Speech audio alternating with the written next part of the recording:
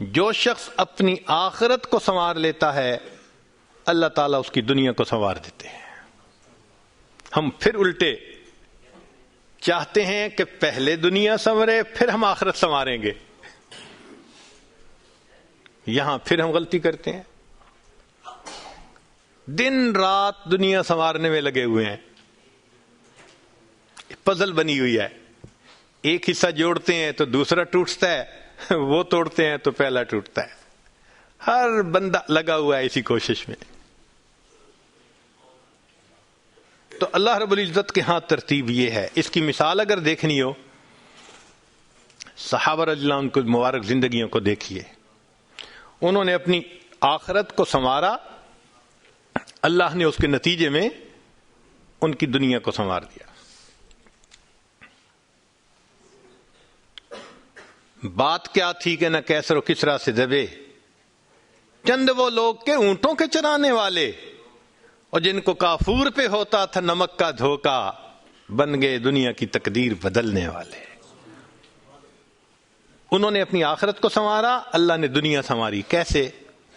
اطمینان، اتنا اطمینان کہ یمن سے جوان عورت چلتی ہے اور مدینہ طیبہ پہنچتی ہے اور پورے راستے میں کوئی اس کی طرف آنکھ اٹھا کر دیکھنے والا نہیں ہوتا۔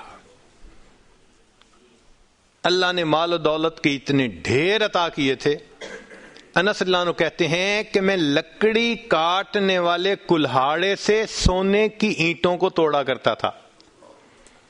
اب لکڑی کے کلہاڑے سے جو سونا ٹوٹے گا وہ تولوں میں اور گراموں میں تو نہیں نہ ہو سکتا۔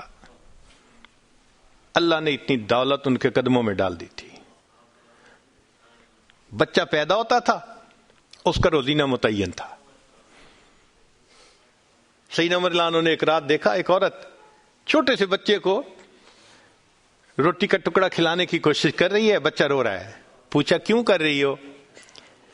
کہنے لگی کہ امیر المومنین نے قانون بنایا ہوا ہے کہ جب بچہ دودھ چھوڑے گا پھر ہم بیت المال سے روزینہ متعین کریں گے، تو میں کوشش کر رہی ہوں۔ عمر رضی اللہ عنہ آئے، بہت روئے۔ صحابہ کہتے ہیں کہ اس دن فجر کی نماز پڑھائی، قرات کے اندر اتنا گریا اور بکا تھا کہ ہمیں سمجھنا مشکل ہو رہا تھا، اتنا رو رہے تھے۔ ہم حیران تھے آج امیر المومنین کو کیا ہوا۔ نماز پڑھانے کے بعد ممبر پر بیٹھے، عمر کے اوپر اللہ رحم کرے، اس نے کتنے بچوں کی جان لی ہوگی۔ مقصد یہ تھا کہ میں نے جو یہ قانون بنایا تو کتنی ماؤں نے معصوم بچوں کے دودھ چھڑوائے ہوں گے اور وہ دودھ سے محروم ہوئے ہوں گے میری وجہ سے۔ پھر اعلان فرمایا کوئی ماں بچے کو دودھ جلدی مت چھڑوائے، جس دن بچہ پیدا ہوگا اسی دن بیت المال سے وظیفہ متعین کر دیا جائے گا۔ آج سے 1400 سال پہلے ہے۔ تو انہوں نے اپنی آخرت کو سنوارا، رب کریم نے اس کے بدلے ان کی دنیا کو سنوار دیا۔ قرآن مجید میں اللہ تعالیٰ فرماتے ہیں وَلَوْ أَنَّ أَهْلَ الْقُرَىٰ آمَنُوا وَاتَّقَوْا، اگر یہ بستی دیسوں والے ایمان لاتے، تقوی کو اختیار کرتے، لَفَتَحْنَا عَلَيْهِمْ بَرَكَاتٍ مِّنَ السَّمَاءِ، ہم ان کے لیے آسمان سے برکتوں کے دروازے کھول دیتے۔ تو ترتیب یہی ہے کہ جو آخرت کو سنوارتا ہے، اس کوشش میں لگتا ہے، دنیا اس کا سایہ ہے۔ اللہ دنیا کو خود بخود سنوار دیتے ہیں، الگ سے محنت نہیں کرنی پڑتی۔ مثال کے طور پہ جو بندہ سچ بولتا ہے تجارت میں، اللہ تعالیٰ اس کی تجارت کو خود سنوار دیتے ہیں۔ قسم اٹھا کے یہ بات کہی جا سکتی ہے کہ سچ بولنے والا تاجر کبھی مفلس نہیں ہو سکتا۔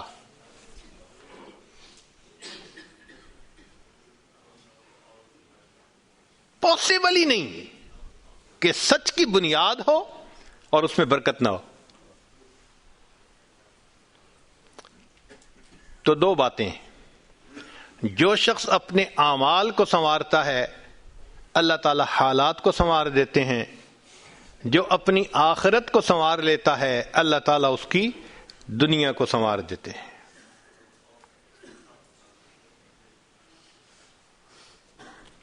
ہارون رشید اپنی کھڑکی میں سے نیچے دیکھ رہا ہے، مسجد کے دروازے پر امام ابو یوسف رحمۃ اللہ علیہ تشریف لا رہے ہیں، اور ان کے پیچھے دو شاگرد ساتھ ساتھ جڑے ہوئے ہیں. دونوں چاہتے ہیں کہ میں جوتے اٹھاؤں، ہر ایک اس کوشش میں ہے. جب امام ابو یوسف رحمۃ اللہ نے جوتے اتارے تو ان میں سے ایک بچے کا ہاتھ ایک جوتے پہ پڑا، دوسرے کا ہاتھ دوسرے جوتے پہ پڑا. دونوں نے ایک ایک جوتا اٹھا لیا. پھر انہوں نے فوراً آپس میں یہ طے کر لیا کہ ایک نے کپڑا بچھایا، رومال، ایک نے بھی جوتا ڈالا، دوسرے نے بھی اس میں ڈال دیا. ایک نے ایک طرف سے پکڑ لیا، دوسرے نے دوسری طرف سے، کہ دونوں کو جوتے اٹھانے کا اجر مل جائے. حضرت آگے جا رہے ہیں اور پیچھے دو طالب علم اس طرح جوتے لے کے جا رہے ہیں کہ رومال کے اندر جوتے ہیں، ایک نے بھی پکڑا ہوا ہے، دوسرے میں بھی پکڑا ہوا ہے. ہارون رشید نے دیکھا تو ٹھنڈی سانس لی. بیوی نے پوچھا ہارون رشید کیا ہوا؟ کہنے لگا یوں تو دنیا ہمیں بادشاہ کہتی ہے، ہمارے جوتے اٹھانے کے لیے بھلا کون جھگڑتا ہے. یوں تو دنیا ہمیں بادشاہ کہتی ہے، ہمارے جوتے اٹھانے کے لیے بھلا کون جھگڑتا ہے. جو آخرت سنوارتا ہے اللہ ایسے دنیا سنوارتے ہیں کہ دنیا جوتے اٹھانے کے لیے جھگڑتی ہے آپس میں.